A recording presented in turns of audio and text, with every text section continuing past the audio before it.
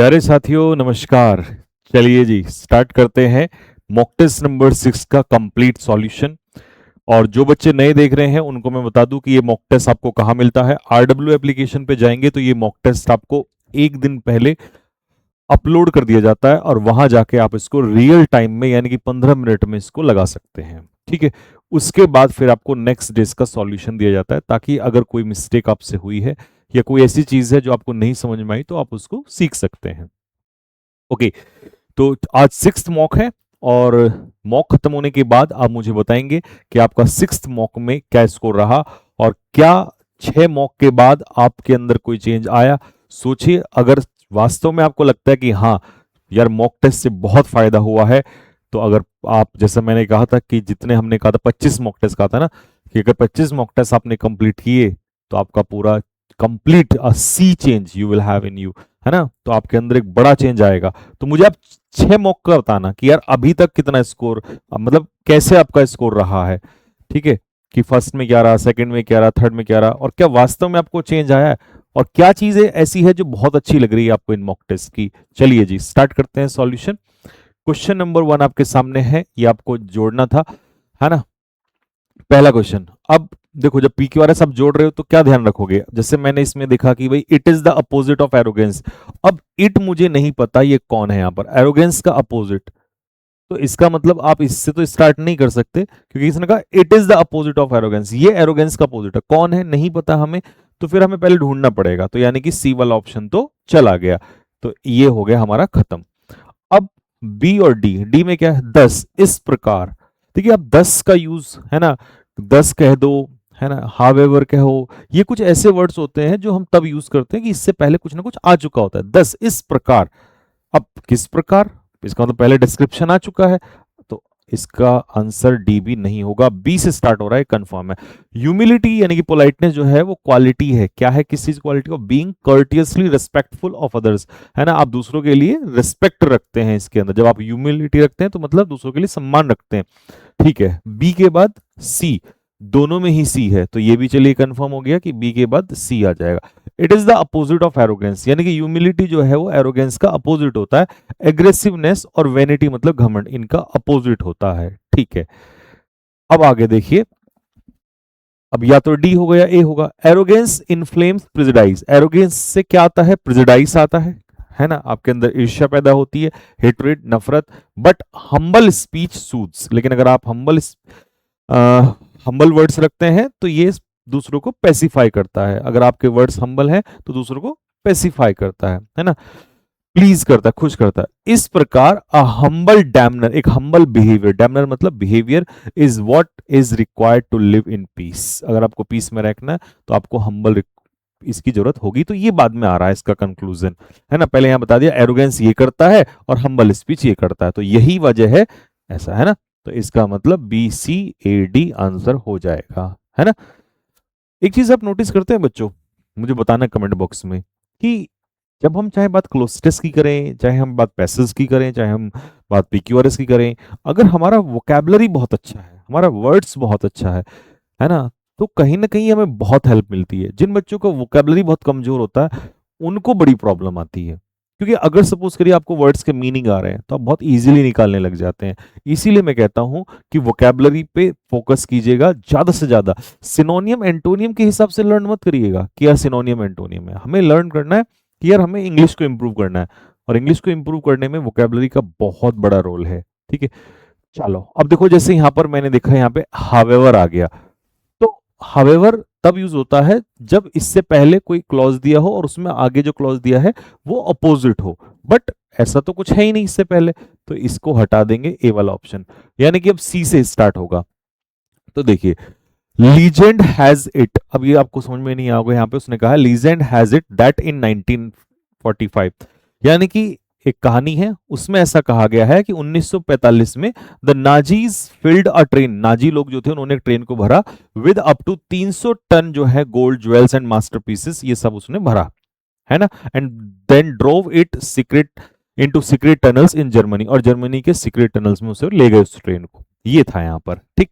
चलो, तो नाजीज ने एक ट्रेन में ये फिल किया। अब जब आप इस पूरे को पढ़ रहे हो तो आपको क्या समझ में आ रहा है, however there is no evidence that this train का मतलब किस ट्रेन की बात हुई है, यानी कि इसी ट्रेन की बात हुई है, तो सी के बाद ए ऑप्शन आ जाएगा। अब सी के बाद ए ऑप्शन आपको किस में नजर आ रहा है, ए में ही नजर आ रहा है, तो फिर यही इसका आंसर हो जाएगा। ठीक है, next, cost N arm and a leg.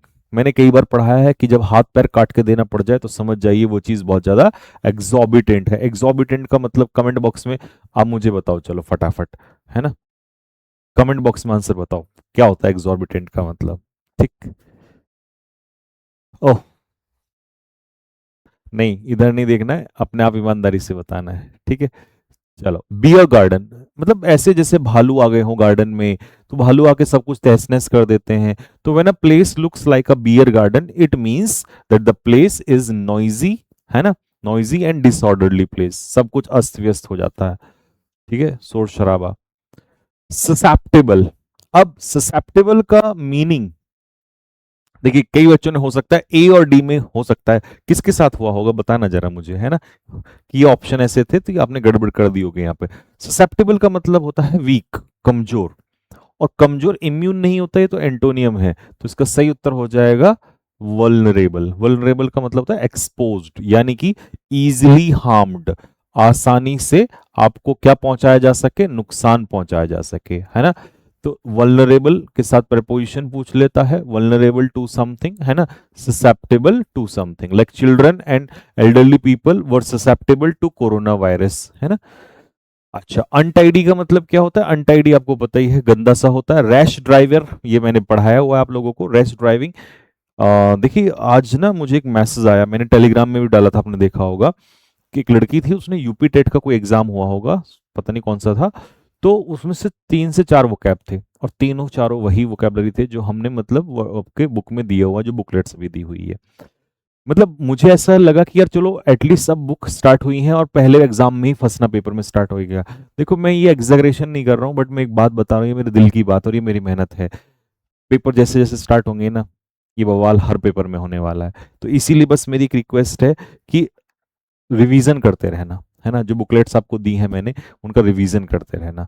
और बाकी जो है मैं तैयार कर रहा हूँ, क्योंकि अभी वन वर्ड होमोनियम स्पेलिंग, है ना, और अब उम्मीदें बहुत ज़्यादा हैं स्टूडेंट्स की, क्योंकि पहले इतनी अच्छी दे दी हैं, और यही कारण है कि अगेन कि मैं दिन हो या रात हो सब एक किया हुआ, 4:23 पे मैं रात के इसको रिकॉर्ड कर रहा हूँ, क्योंकि मैं सोच रहा हूँ कि इस समय मतलब 24 आवर्स में से मैक्सिमम टाइम मैं खींच सकूं, जितना भी मैं अपना दे सकूं, है ना। और बहुत सारी चीज़ें ऐसी हैं जो मैं तैयार कर रहा हूँ, ठीक है, चाहे वो नोट्स हों, चाहे वो यूट्यूब पे क्लासेस प्लान करने का हो, चाहे वो बैच के अंदर बहुत सारी चीज़ें नई चीज़ें करने का हो, है ना, बट सब चीज़ों में टाइम लगता है, तो इसीलिए भाई मेहनत करना, बहुत अच्छी चीज़ें होने वाली हैं आगे।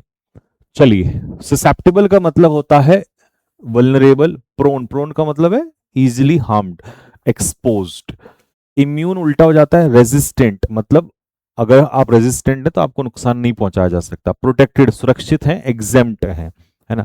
अनटाइडी का मतलब मैसी, गंदा सा, अनकेम्प्ट, डिसऑर्डर्ड, है ना, या आप यहां पे लिख सकते हो स्लोवेनली। एक तो इनके नोट्स जरूर बना लेना, मैं सही बता रहा हूं आपको, नोट्स में से भी सीधे क्वेश्चन फंसे हुए मिलेंगे पेपर में आपको।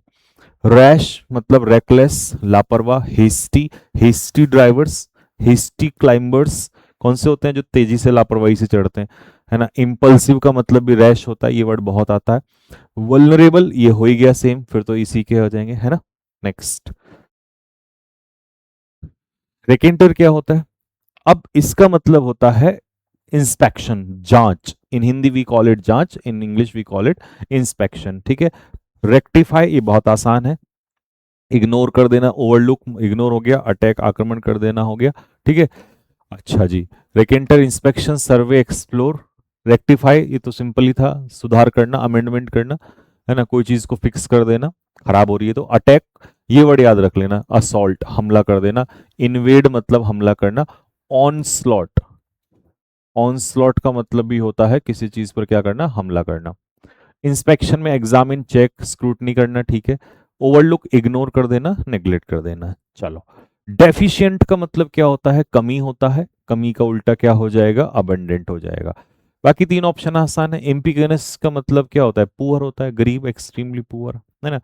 स्कार्स, स्कार्स तो कमी हो जाएगा, वो तो सिनोनियम होना था, बट एंटोनियम है तो फिर अबंडेंट जाएगा इसका, है ना। चलिए, तो deficient, scarce, insufficient, inadequate, impecunious, poor, penniless, ये इंपॉर्टेंट है, ये भी बहुत इंपॉर्टेंट है, डेस्टिट्यूट, और इसके साथ ही आप लिख लेना अपने नोट्स में इंडिजेंट, यानी कि गरीब, है ना। इनकम्प्लीट, है ना, ये तो खैर, अबंडेंट, प्लेंटीफुल, एम्पल, कॉपियस, ये सब याद ही होंगे आपको। स्कार्स, डेफिशिएंट, इनसफिशिएंट, लिमिटेड मतलब कमी होना, ठीक। चलो, fear of spiders is called, अब ये अगर आपने गलत किया है तो मतलब अभी तैयारी में और मेहनत करनी है, क्योंकि आप ये नहीं कह सकते सर ये क्या दे दिया, ये सीजीएल मेंस का आया हुआ क्वेश्चन है, ठीक है, क्या नहीं दे दिया। मैं एक भी क्वेश्चन इरिलेवेंट नहीं देता हूँ, बहुत सोच समझ के क्वेश्चन बनाता हूँ मैं, ठीक है। क्लेस्ट्रोफ, अच्छा ये स्पाइडर्स मतलब मकड़ी का डर पूछा है, ठीक है, तो अरेक्नोफोबिया इसका आंसर होगा, ठीक। ओफिडोफोबिया ये भी आया हुआ है, हालांकि 2018-19 में आया था, 18 या 19 में, that is fear of snake, acrophobia height, और क्लेस्ट्रोफोबिया तो आपको हर बार ही मिलता है देखने को, that is fear of a enclose place, ठीक है, बंद कमरे का डर। तो ये चारों फियर ऐसे ना नोट किया करो, क्योंकि हो सकता है ये ना आए, ये आ जाए पेपर में, ये आ जाए पेपर में, है ना। हाँ, ये क्वेश्चन में कई लोग फंसे होंगे, टीचर ने एनकरेज किया स्टूडेंट्स को टू रिमेन, भाई डिफिकल्ट सर्कमस्टांसेस का मतलब है मुसीबत के समय में, और एनकरेज भी कर रहा है, तो यार डेस्पोंडेंट्स निराश होने के लिए तो नहीं कहेगा ना टीचर, ऑप्शन एलिमिनेशन से भी निकाल लेना वहां पे कभी कभी। कॉम्प्रिहेंसिव अप्रोच कैसी होती है, देखिए कॉम्प्रिहेंसिव स्टडी है ना, थोरो स्टडी होता है, तो यह कॉम्प्रिहेंसिव रहने का कोई सेंस नहीं है, थोरो कंप्लीट का कोई सेंस नहीं है ना। इरेंट का मतलब क्या होता है, अनस्टेबल, है ना, इरेगुलर, वो भी नहीं बैठ रहा, विम्सिकल, सन की टाइप। तो रिसिलियंट का मतलब होता है स्ट्रॉन्ग, मजबूत रहो, मजबूत बन के रहो, है ना। कैसे सर्कमस्टांसेस में, डिफिकल्ट सर्कमस्टांसेस में, मुसीबत के वक्त में। तो ये आ गए यहाँ पे। डेस्पोंडेंट का मतलब वही जो अभी बताया, होपलेस, डिजेक्टेड, निराश। रिसिलियंट बंदा जो होता है वो स्ट्रांग होता है, जो किसी भी बुरे वक्त में रिकवर कर सके अच्छे से, ठीक है। अच्छा, कॉम्प्रिहेंसिव स्टडी कैसी होती है, कंप्लीट स्टडी होती है। मिसबिहेविंग, इरेंट बंदा कैसा होता है, इरेंट मतलब भटका हुआ, इधर उधर, है ना, वॉन्डरिंग कह सकते हो इसको आप, इसको मिसबिहेविंग भी कह सकते हो, तो निगेटिव वर्ड्स था, और टीचर इनकरेज निगेटिव चीजों के लिए नहीं करेगा। नेक्स्ट, आ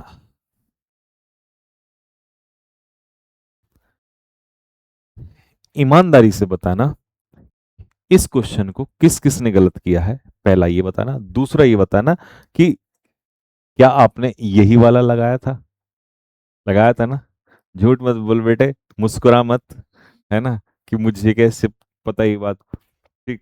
और ये आया हुआ है, ये आया हुआ क्वेश्चन है, ठीक है। तो अब देखो कैसे फंसे हम इसके अंदर, मैं बताता हूं आप लोगों को।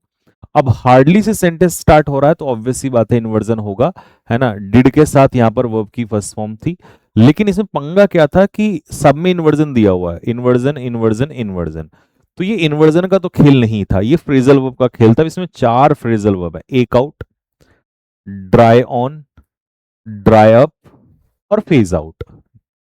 देखो, फेज आउट का मतलब होता है धीरे धीरे पुरानी चीजों को रिप्लेस कर देना, जैसे हम जो है पेट्रोल और डीजल की गाड़ियों को रिप्लेस कर रहे हैं किससे, ईवी से, इलेक्ट्रिक व्हीकल से, तो उन्हें फेज आउट कर रहे हैं। पहला तो ये हो गया, समझ में आ गया।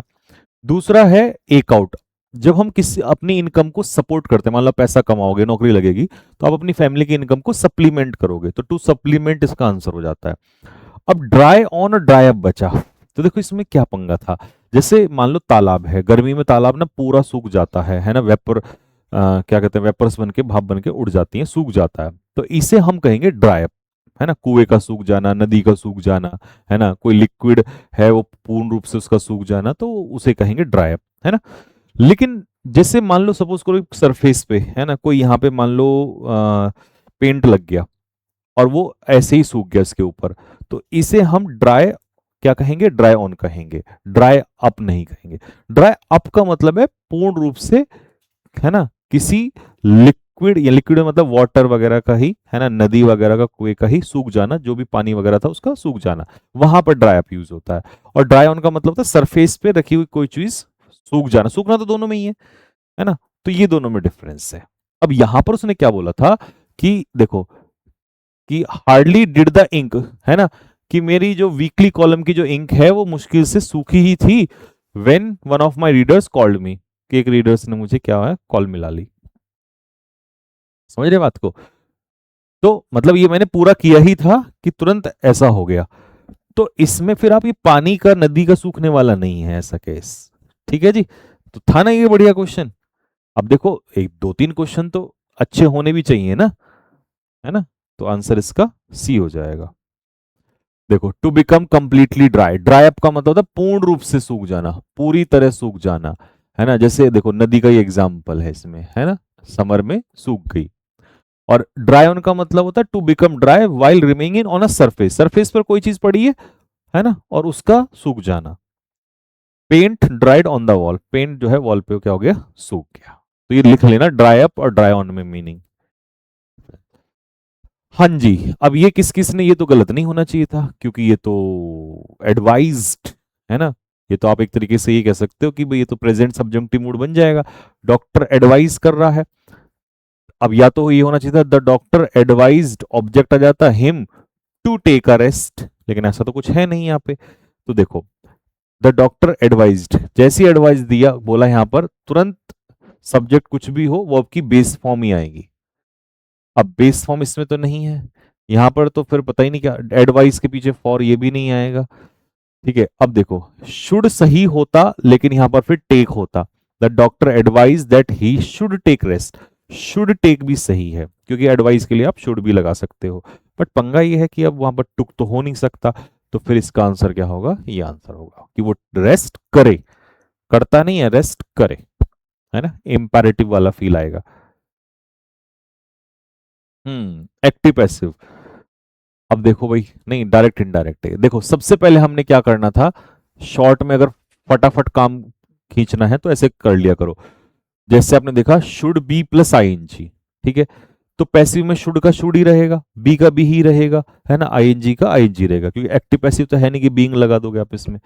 चलो, तो देखो यहां पर क्या हो गया, शुड नॉट हैव, जब यहां पर परफेक्ट नहीं है तो यहां परफेक्ट कैसे कर दोगे गलत, शुड का वुड कैसे कर दोगे गलत, है ना। अब यहां पर भी सही है और यहां पर भी सही है दोनों में, लेकिन पंगा क्या है, हैव बीन ट्राइंग, तो हैव बीन ट्राइंग को अब हैव बीन ट्राइंग में कन्वर्ट नहीं कर सकते, तो इसका सही उत्तर आप क्या लगा दोगे, ए इसका आंसर लगा दोगे। ठीक है, नेक्स्ट, ये टाइम बचाना है वहां पर आपको, नहीं तो फिर टाइम नहीं बचे मिलेगा, इंग्लिश में भी टाइम नहीं मिलेगा, लेंदी रहेगा पेपर। ठीक, मे, अब मे है ना, तो सबसे पहले मे का मे ही रहेगा क्योंकि एक्टिव पैसिव है, तो मे का माइट थोड़ी होगा। दूसरा मे हैव, तो हैव का हैव ही रहेगा। तीसरा, अब यहाँ कॉन्टिन्यूस है, तो कॉन्टिन्यूस है तो फिर बीन और बीइंग दोनों, हालांकि ये बनता नहीं था लेकिन इस बार एडिक्विटी ने सब कुछ बना दिया। अगर ऑप्शन में बीन और बीइंग दिया है तो ये वाला लगाना, अगर ऑप्शन में ये वाला ना होता तब हम सोचते किसी और ऑप्शन की तरफ को।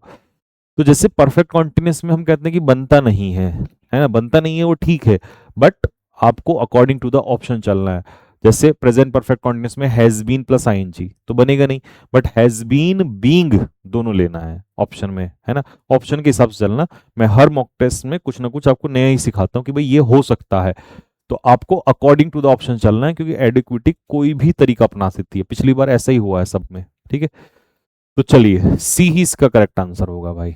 ठीक है, नेक्स्ट, अब ये देखो इस क्वेश्चन को, the research fellow defended, research fellow ने डिफेंड किया, वर्ब हो गई, डिफेंड किया व्हाट, ये हो गया हमारा ऑब्जेक्ट, हाउ कैसे, स्कॉलरली, बेटा स्कॉलर नाउन होता है, नाउन में अगर एल वाई लगाओगे तो ये क्या बनता है, एडजेक्टिव, तो ये तो एक तरीके से एडजेक्टिव हो गया, तो इसका एडवर्ब क्या होगा, इन अ स्कॉलरली मैनर।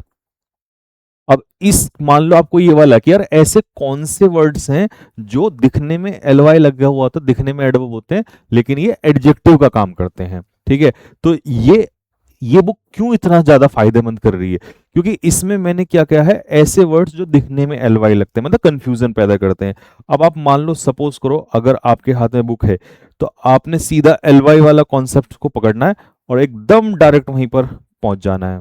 ठीक है, एल वाई वाला इसमें दिया होगा कहीं पे, चेक कर लेना, अभी फिर मुझे तो टाइम लग जाएगा इसमें देखने में, है ना, मैं आगे सॉल्व करता हूँ। तो यानी कि जहां प्रॉब्लम आ रही है सीधा वहीं पहुंच जाओ, जो डाउट आ रहा है कि यार ये वाला नहीं है, अब ये वाला कैसे पढ़े, है ना, हर चीज तुरंत डाउट आ रहा है, कैसे पढ़े इसको? तो सीधा पहुंचो बुक पे, वहीं पे देखो कि यार एल वाई वाला है ये रहा, confusion of L Y 163, page number 163 पे जाओगे, एज इट इज आपको यही मिलेगा। यानी कि ये वो चीज है कि इस समय पर सबसे ज्यादा हमें इसी चीज की जरूरत होती है। ये रहा, है ना, 163 पे देखो ये दे रखा है, ये रहा 163 पेज पे ये दिया हुआ है कि कौन कौन से वर्ड्स। अब मान लो ये तो आ गया स्कॉलरली, कल को कावर्डली आ गया, निगार्डली आ गया, माइजरली आ गया, है ना, एल्डरली आ गया, ये सारे के वर्ड, सारे वर्ड्स जो हैं ये मेरे भाई परेशान करते हैं। पूरा लिखा हुआ विद एग्जांपल, सीपीओ 2022 में इसका क्वेश्चन आया, एमटीएस 2022 में, स्टेनो 2022 में, 20 में, 22 में पूछा आपसे, है ना, और बाकी कुछ एक्स्ट्रा क्वेश्चंस भी दिए हुए हैं। तो ये है फायदा आपको जिसके पास भी बुक्स है, मतलब जहां डाउट आए पूरा उस दिन उसको खोल दो कि भाई आज ये है आया। अब जैसे कंप्राइज के पीछे ऑफ नहीं लगता, तो इसमें यही आंसर था। तो ये कंप्राइज के पीछे ऑफ वाला तो तुम्हें पता है, इसी में मैंने कॉन्सेप्ट दिया कि कौन सी वो वर्ब्स हैं ट्रांजिटिव जो अपने पीछे प्रेपोजिशन नहीं लेती हैं, सीधा ऑब्जेक्ट लेती हैं। पूरी लिस्ट दी हुई है, ढूंढ लेना इसमें, वही सीधा कॉन्सेप्ट मिल जाएगा। मतलब उस दिन फिर खत्म। जैसे इस बार नया आया था फेस विद, तो वो वाला क्वेश्चन आ गया, है ना। तो ये सारी लिस्ट दी हुई है, मतलब जिस टॉपिक पे क्वेश्चन आया उस दिन उसको निपटा दो वहां से, तो सी इसका आंसर बन जाएगा कि इसमें तो यही क्वेश्चन था, है ना। ईमानदारी से बताओ किस किसने जल्दबाजी में ए आंसर लगाया? क्योंकि यहां पर देखा, अच्छा वुड प्लस वी वन, अच्छा इफ आई वर, है ना, लेकिन मीनिंग नहीं दिख पाया। हालांकि कुछ का ठीक होगा, बट कुछ ने गड़बड़ करी होगी। देखिए, वर का मतलब क्या है? वर है बी की form, if I were a king, होना। लेकिन ये टाइम नहीं होने की बात कर रहा है। मैं टाइम, ज्यादा टाइम होता, मैं टाइम नहीं हूं, मेरे पास टाइम होता, मैं टाइम रखता। अब रखना, इफ आई हैव। अब लेकिन क्योंकि ये तो क्या कहते हैं, सेकंड कंडीशनल में आ रहा है, तो इसीलिए इफ आई हैड, क्योंकि हैव की सेकंड फॉर्म क्या होती है? हैड होती है।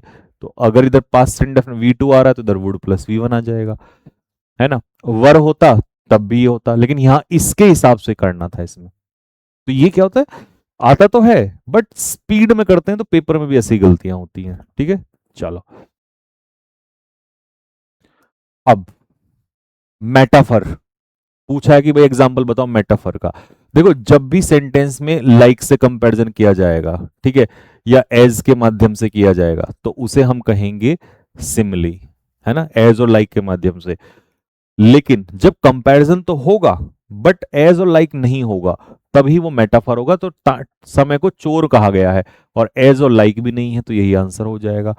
एथलीट जो है वो तेज दौड़ा विंड से भी। अब मुझे कमेंट बॉक्स में बताओ कि यहां पर ये किसकी बात की गई है ना, कौन सा फिगर ऑफ स्पीच यूज किया गया है, बताओ। ये आपके लिए HW है, कमेंट बॉक्स में बताओ किस फिगर ऑफ स्पीच का इस्तेमाल किया गया है। चलिए, कॉलसेंस। कॉलसेंस का मतलब होता है एक साथ जुड़ के सभी लोग जब इकट्ठा हो जाते हैं। COALESCENCE, SE नहीं, CE इसका आंसर होगा, ठीक है। The act of joining together, एक साथ जुड़ना, ठीक है, यूनियन, मर्जिंग, ठीक। नेक्स्ट, अच्छा होमोनियम। देखो, होमोनियम्स में यहां पर स्वेल के बारे में पूछा था। आपको पता है स्वेल यानी कि फूलने की बात होती है, स्वेलिंग, है ना। तो देखो, my ankle began to swell, फूलने की बात हो रही है। His pride begins to swell as he accepted the award, जैसे अवार्ड मिला तो उसका जो प्राइड है वो स्वेल होने लगा, सेम मीनिंग दे रहा है। The baker watch the dough, dough मतलब जो गुड्डा हुआ आटा होता है वो भी फूलने लग जाता है, तो ये भी वही है, तो तीनों का सेम आ रहा है। अब पार्टी वॉज, अब देखो, was an absolute swell affair, मतलब एडजेक्टिव के रूप में किसका मीनिंग देता है? ग्रैंड, शानदार, आउटस्टैंडिंग। तो दो मीनिंग होते हैं इसके, तो यही वाला अलग है, तो यही आंसर हो जाएगा। पार्टी शानदार थी। देखो, स्वेल का मतलब होता है, हाँ ये रहा, सूजना, फूलना, स्वेलिंग आ जाना, फूलना, फैलना। और एक्सीलेंट होता है ये जब एडजेक्टिव में, एडजेक्ट यानी कि वर्ब में होता है फूलना, और एडजेक्टिव में इसका मतलब होता है बहुत अच्छा, शानदार, ठीक है। हम्म, अब सच सच बताना कि जल्दबाजी में किस किस ने ये गड़बड़ मारा है, हालांकि तुम्हें बचा भी लिया होगा इसमें ऑप्शन ने। देखो, अब तुम हैव का हेड करोगे और विल का वुड करोगे, वो तो ठीक है, लेकिन पहले तो ये देखना था विल के साथ सेकंड फॉर्म नहीं आती, इसलिए गलत है। यहां हैव का पेयर वुड से नहीं बन सकता, ये तो वैसे ही गलत है, ठीक है। हेड का पेयर विल से नहीं बन सकता, तुम इसको वैसे भी निकाल सकते थे, लेकिन मैं तुम्हारे आगे के लिए भी बता रहा हूं कि जैसे सेकंड कंडीशनल और थर्ड कंडीशनल होते हैं ना, head plus V3 would have plus V3 change नहीं होता, V2 and would plus V1 change नहीं होगा, इमेजिनरी स्टेटस चेंज नहीं होगा, ठीक है, ये चेंज नहीं होते हैं। फर्स्ट कंडीशनल चेंज हो जाता है आपका, ठीक है। First conditional, if it rains, अगर बारिश हुई तो ऐसा होगा, है ना, तो वो चेंज हो जाएगा, फर्स्ट कंडीशनल चेंज हो जाएगा, ओके। तो इसीलिए याद रखना, क्योंकि ऐसा ना, और देखो ऐसा नहीं कि आ नहीं रहे, ये तो देखो आ रहे हैं ना, भर भर के आ रहे हैं क्वेश्चंस। अच्छा, ये हो गया क्या खत्म? चलो इसको फटाफट आपको बता देते हैं। आर्टिफिशियल यानी कि एआई क्या है, तेजी से ट्रांसफॉर्मिंग द मॉडर्न वर्ल्ड, दुनिया को क्या कर रहा है, चेंज कर रहा है, बदल रहा है। वाइल इट्स बेनिफिट, जबकि इसके फायदे जो हैं बहुत ज्यादा, आप नकार नहीं सकते। Experts warn against becoming, expert जो है हमें वार्न करते हैं, चेतावनी देते हैं कि भैया ज्यादा एक्सेसिवली डिपेंडेंट ना हो जाए टेक्नोलॉजी के ऊपर। फ्रॉम हेल्थ केयर से लेकर एजुकेशन, हर जगह पर एआई जो है वो हेल्प कर रहा है लोगों की प्रॉब्लम को सॉल्व करने में। कैसी प्रॉब्लम्स को? कॉम्प्लेक्स प्रॉब्लम को स्पीड के साथ और एक्यूरेसी के साथ, है ना। वैसे हमें टाइम लगता है, बट ये तो बहुत तेजी से सॉल्व कर रहा है। It can analyse huge amount of data, इसकी मदद से आप बहुत सारा डाटा एनालाइज कर सकते हो, और अच्छी चीजें, अच्छी जो इंसाइट्स हैं, बहुत मतलब विद इन सेकेंड्स, आपको पहले बहुत समय लगता था, आजकल तो सेकंड में मिल जाती हैं। लेकिन हावेवर का मतलब है कुछ उल्टा होने वाला है यहाँ पे। अब उल्टा क्या है? ब्लाइंड रिलायंस, रिलायंस का मतलब डिपेंडेंस। अगर अंधे होके हम डिपेंड हो गए ना मशीनों के ऊपर, तो क्या हो जाएगा, इससे हमारा ह्यूमन जजमेंट और क्रिएटिविटी खत्म हो जाएगी। बिल्कुल सीधी सी बात है, सोचने समझने की क्षमता खत्म हो जाएगी। इसीलिए टेक्नोलॉजी जो है should be used as a supportive tool के रूप में यूज होनी चाहिए, not as a complete substitute. भैया सपोर्ट में लो, लेकिन ये ना हो कि ह्यूमन इंटेलिजेंस को पूर्ण रूप से हटा दिया। सरकारें या संस्थान जो है, इंस्टीट्यूशंस जो है, मस्ट एडॉप्ट अ मोर अप्रोच। तो इसका मतलब है पॉजिटिव वर्ड आएगा यहां पर। अब देखो, डेरिसिव का मतलब क्या होता है? आलोचना से भरा हुआ, तो ये तो हो ही नहीं सकता। इंपल्सिव भी बताया था, रेकलेस होता है, तो ये भी नहीं हो सकता। तो सही क्या होगा इसका? हो जाएगा दैट इज प्रूडेंट, क्योंकि प्रूडेंट का मतलब क्या होता है? प्रूडेंट का मतलब होता है केयरफुल। प्रूडेंट का मतलब होता है लाभदायक, सॉरी लाभदायक कह रहा हूं। प्रूडेंट का मतलब होता है केयरफुल, यानी कि सोच समझ के, ठीक है, सोच समझ के आपको डिसीजन लेना है, या सोच समझ के, मतलब आपको एक तरीके से वो कह रहा है कि भाई कैसी अप्रोच लगानी चाहिए, है ना, इनोवेशन के लिए, प्रूडेंट अप्रोच, ठीक है। सीधी सी बात है कि यार यहाँ पे ना एक ऐसा वर्ड आना था जो पॉजिटिव हो, और ये दोनों क्या है, ये मतलब ये क्या है, ये भी नेगेटिव है, ये बता दिया आपको रैश। और डेरिसिव क्या है, ये भी नेगेटिव है, ठीक है। और रेक्लूसिव, तो रिक्लूज से आपको पता ही है, रेक्लूसिव तो होता है जो विदड्रॉन, यानी कि दुनियादारी से दूर, है ना, एलोन, अकेला। तो इसका तो कोई सेंस ही नहीं है ना, कोई मीनिंग ही नहीं है। अब नेक्स्ट में देख लो, इन वर्क प्लेसेस मतलब ऑफिस वगैरह में, effective communication and team work remain essential. बिल्कुल सही बात है। जब तक आप अच्छे से एक दूसरे से कम्युनिकेशन नहीं करोगे, टीम वर्क नहीं करोगे, टीम वर्क तो सभी जगह जरूरी होता है, ये आवश्यक है। बिकॉज सक्सेस अक्सर डिपेंड करती है एबिलिटी ऑफ एम्प्लॉइज, एम्प्लॉइज की योग्यता। किस चीज की योग्यता? कि जब टीम वर्क बोला है तो to gap with one other, एक दूसरे के साथ क्या करें। एलिनेट का मतलब है सेपरेट होना, गलत। ऑस्ट्रेसाइज का मतलब है समाज से निकाल देना, गलत। कॉरोबरेट का मतलब होता है प्रूव, सबूत के साथ पुष्टि करना, ये भी नहीं हो सकता। एक दूसरे के साथ, वन अनदर के साथ कोलैबोरेट, यानी कि मिलजुल के काम करने की एबिलिटी पे डिपेंड करती है।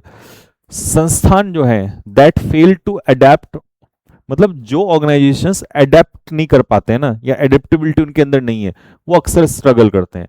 जबकि जो एम्ब्रेस का मतलब एक्सेप्ट कर लेते हैं चेंज, बदलाव को एक्सेप्ट कर लेते हैं, आर एबल टू, वो क्या कर पाते हैं, ऑब्सोलीट प्रैक्टिसेस, मतलब पुरानी चीजों को हटा पाते हैं।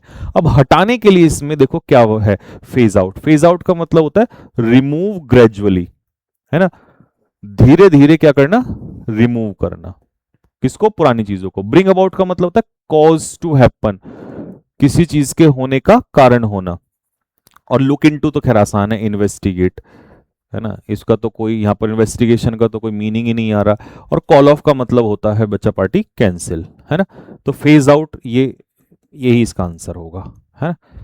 Next, investment in education is equally important. भैया पढ़ाई लिखाई में पैसा लगाओ, है ना, इधर उधर मत लगाओ। बट हम पता नहीं कहाँ लगा रहे हैं आजकल दुनिया में, मतलब भारत तो पैसा एजुकेशन के अलावा सब जगह लगा रहा है ना। बिकॉज क्यों इंपॉर्टेंट है? बिकॉज इट हेल्प्स, ये मदद करता है ये कॉलोकेशन का क्वेश्चन था, है ना। और फाउंडेशन बिछाना, ले फाउंडेशन एक कॉलोकेशन है।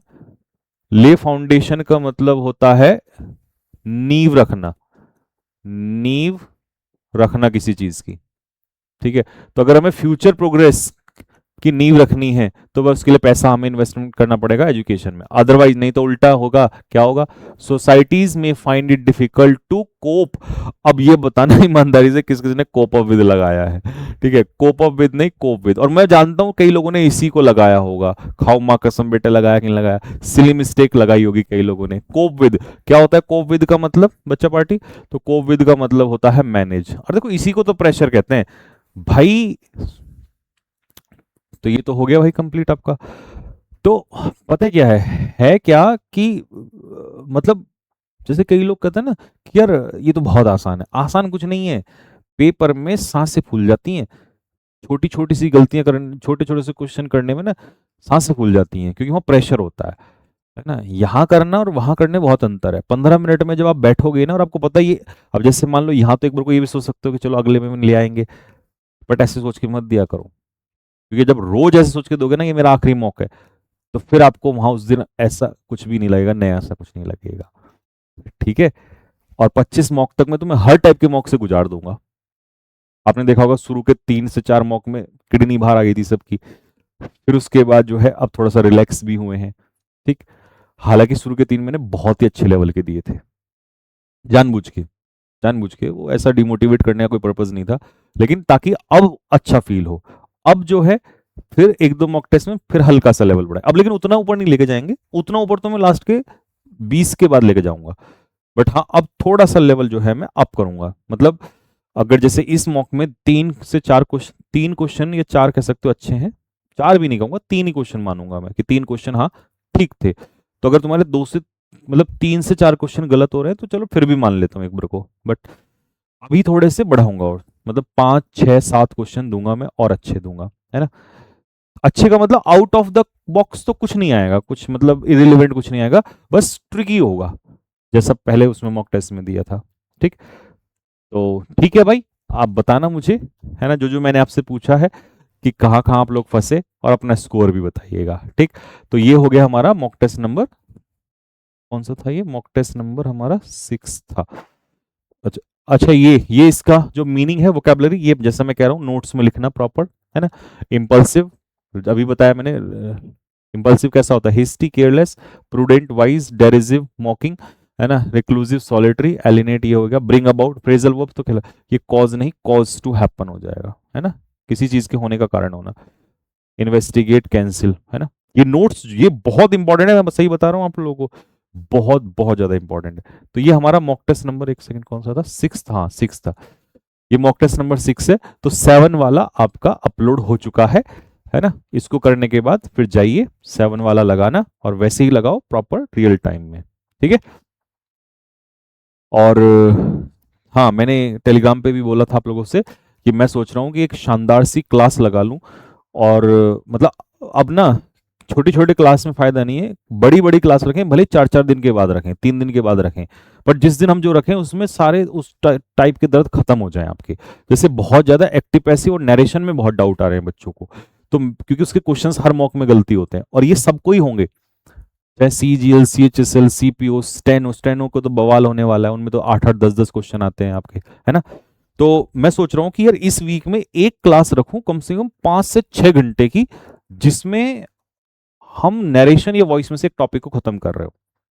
आप लोगों का क्या कहना है मुझे बताइएगा, और मतलब मैं वही क्वेश्चंस लाऊंगा जो टॉप नॉच क्वेश्चंस होंगे सारे, है ना। क्योंकि आप तो CGL के ढूंढोगे, इसे मैं सारे एग्जाम्स के लिए आऊंगा, या पीछे भी आए होंगे तो वहां से भी, ठीक है। फिर उसका हर उसका रीजन कि देखो इसमें ये गलती कर सकते हो, ये मत करना, ताकि बस ये हो जाए कि यार फिर उसके बाद क्वेश्चन गलत ना हो, ठीक है। और इसका मैं डे टाइम सोच रहा हूँ कि इसका टाइम मैं इस बार ना दिन में ना रखूं, क्योंकि दिन में बहुत काम होते हैं। या तो इसका नाइट में रखा जाए कि यार 8 बजे से एक बार बैठ जाएं और 8 बजे से 12-1 बजे तक बैठो। मतलब देखो, जिसको पढ़ना है वो तो पढ़ेगा ही, और उससे मुझे उन्हीं से मतलब है ना। बाकी जिनको टाइम पास करना उनका तो कुछ नहीं कह सकते, तो पढ़ने वाले पढ़ेगा ही। ठीक है, क्योंकि शाम को फिर मैं भी फ्री हो जाऊंगा अपने दिन भर से, और फिर उस दिन बैठेंगे 5-7 घंटे। ठीक है, तो आप बताओ फिर, अगर आप एग्री हो तो। या फिर दिन में फिर लेकिन आपकी बहुत क्लासेस रहती हैं, बहुत सारा कुछ करना पड़ता है, शाम को फ्री भी हो जाओगे। ठीक है, तो मुझे बताना यार सारे के सारे, अगर एग्री हो तो फिर कमेंट बॉक्स में भर दो, है ना। 1,000+ कमेंट पहुंचा दो, ताकि मुझे मोटिवेशन आ जाए, और फिर मैं रखूं क्लास कल 1-2 दिन के अंदर अंदर ही फिर रखता हूँ। ठीक है। ठीक है भाई, तो मॉक टेस्ट नंबर 7 जाओ और 7 वाला लगाओ, और फिर बताना कि क्या स्कोर आया। पहले तो इस वाले में बताओ सारे के सारे क्या स्कोर आ रहा है।